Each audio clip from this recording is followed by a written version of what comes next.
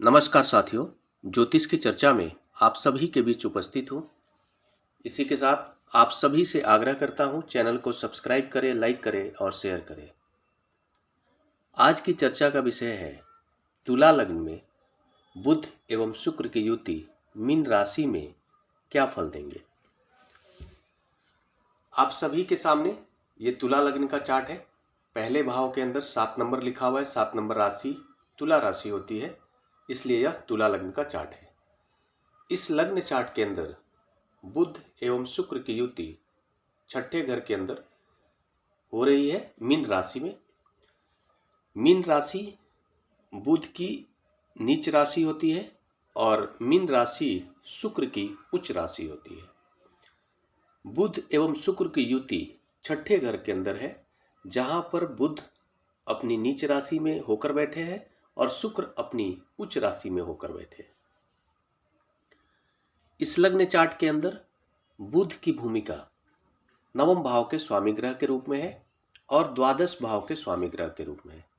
नवम एवं द्वादश में 6 नंबर और 3 नंबर लिखा हुआ है। 3 नंबर राशि मिथुन राशि होती है और 6 नंबर राशि कन्या राशि होती है, जिसके स्वामी ग्रह बुध होते हैं। शुक्र की भूमिका इस लग्न चार्ट के अंदर लग्नेश के रूप में है। 7 नंबर लिखा हुआ है लग्न भाव में। 7 नंबर राशि तुला राशि होती है, जिसके स्वामी ग्रह शुक्र होते हैं और 2 नंबर राशि वृषभ राशि होती है, जिसके स्वामी ग्रह शुक्र होते हैं। लग्नेश एवं अष्टमेश होकर शुक्र अपनी उच्च राशि मीन राशि में होकर छठे घर में विराजमान है।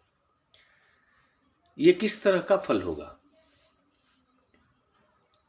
एक ग्रह अपनी नीच राशि में होकर बैठा है, दूसरा ग्रह उसके साथ अपनी उच्च राशि में होकर बैठा है और इन दोनों ग्रहों की युति है। इसके क्या फल होंगे। इसके फल थोड़े अलग टाइप के होंगे। फल इस प्रकार से होंगे जैसे कि कोई भी ग्रह अगर अपनी नीच राशि में होकर बैठता है तो उसका प्रभाव, सबसे पहला नकारात्मक प्रभाव उस घर पर पड़ता है जिस घर में वो बैठता है। साथ में वो जिन क्षेत्रों का कारक ग्रह है उन सभी क्षेत्रों से जातक को नकारात्मक प्रभाव देखने को मिलता है। इसके परिणाम स्वरूप बुध के कारण छठा घर कमजोर हो जाता अगर बुध अकेला होता तो। बुध के कारण बुध से सभी संबंधित जो क्षेत्र है वो कमजोर पड़ जाते।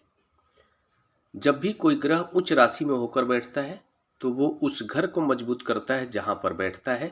साथ में वो जिन क्षेत्रों का कारक ग्रह है उन सभी क्षेत्रों से जातक को उस ग्रह के सभी वो क्षेत्र जिसको वो ग्रह रिप्रेजेंट करता है उन सभी क्षेत्रों का प्रबल प्रभाव अपने जीवन में जातक को देखने को मिलता है।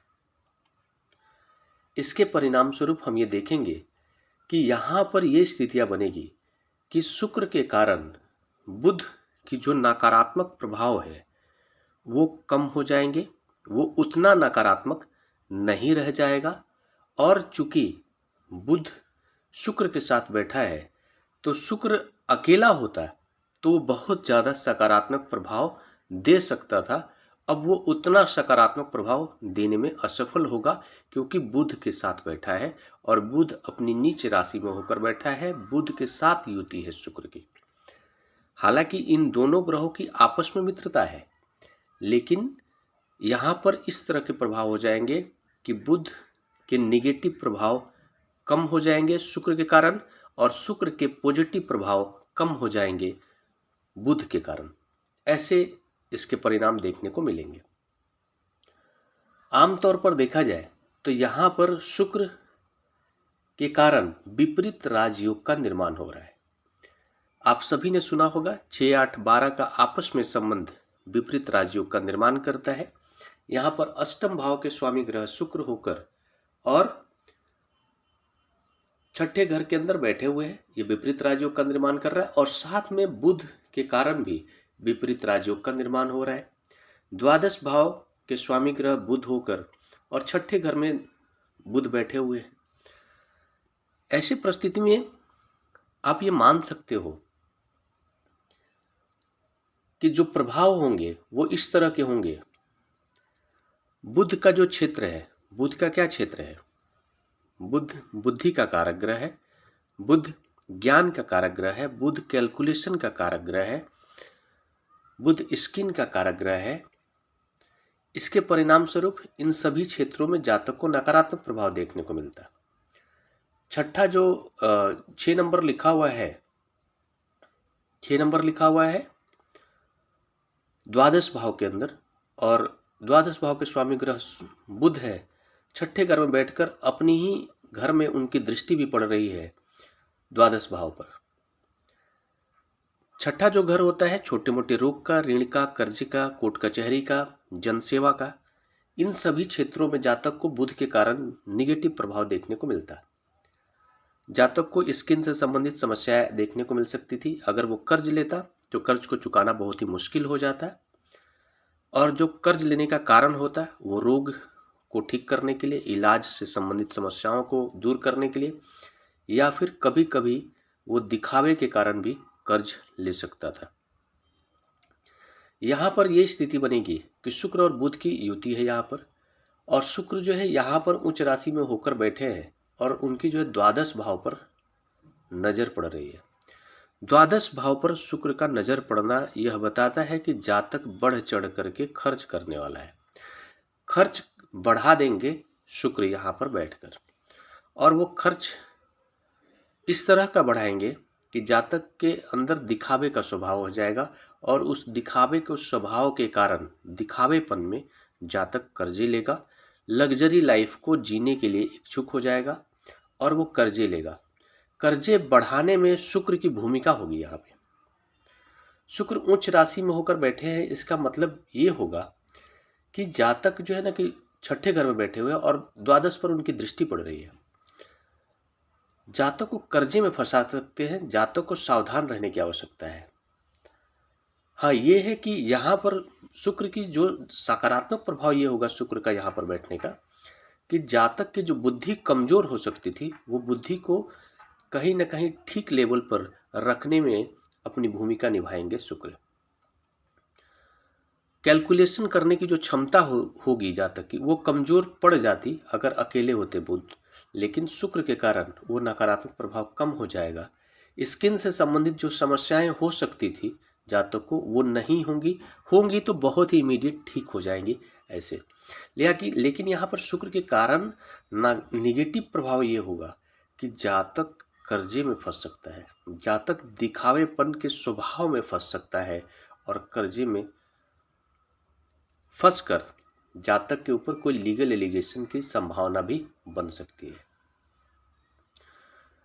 फ्रॉड करने के स्वभाव जातक के अंदर आ सकता है। स्वार्थ के कारण जातक अपने देश को छोड़कर विदेशों में जाकर फ्रॉड करने की मानसिकता के कारण ऐसा कार्य कर सकता है जहां से उसको धन लाभ हो, और उसके कारण वो किसी लीगल एलिगेशन में फंस जाए। ऐसी परिस्थितियां बनाने में शुक्र प्रभावी होंगे। शुक्र और बुध दोनों ही प्रभावी होंगे। यहां पर जो है नवमेश है बुध, नवमेश बुध है, नवमेश मतलब भाग्येश है बुध, और वो नीच राशि में होकर बैठे। मतलब भाग्येश नीच राशि में जाकर बैठना, जातक का भाग्य कमजोर हो गया। भाग्य कमजोर होगा तो क्या होगा, जातक को असफलता का मुंह देखना पड़ेगा, निगेटिव प्रभाव मिलेंगे, जो है कि वो कार्य करेगा। इसके कारण उसके अंदर एक स्वार्थीपन की भावना आ जाएगी। 4-5 बार अगर वो असफल होगा, 5वीं बार सोचेगा कि दुनिया के बारे में नहीं सोचना है, मुझे अपने बारे में सोचना है, और वो स्वार्थ में जाकर किसी भी तरह के अनैतिक कार्य भी कर सकता है, जिससे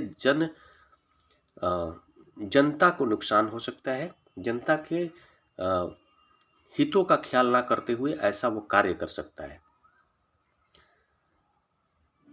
यहाँ पर आपको लग्नेश है शुक्र, ये एक अच्छी बात ये है, इसका शुक्र का एक विशेष प्रभाव ये होने जा रहा है कि जातक का व्यक्तित्व ऐसा होगा, उसमें विशेष लेवल का एक आकर्षण होगा, उसमें विशेष लेवल का बात करने की क्वालिटी होगी, लोग उससे प्रभावित होने वाले होंगे, लोग उसकी बातों में आने वाले होंगे। ऐसा व्यक्तित्व का निर्माण हो जाएगा। जातक अष्टम भाव के स्वामी ग्रह है शुक्र।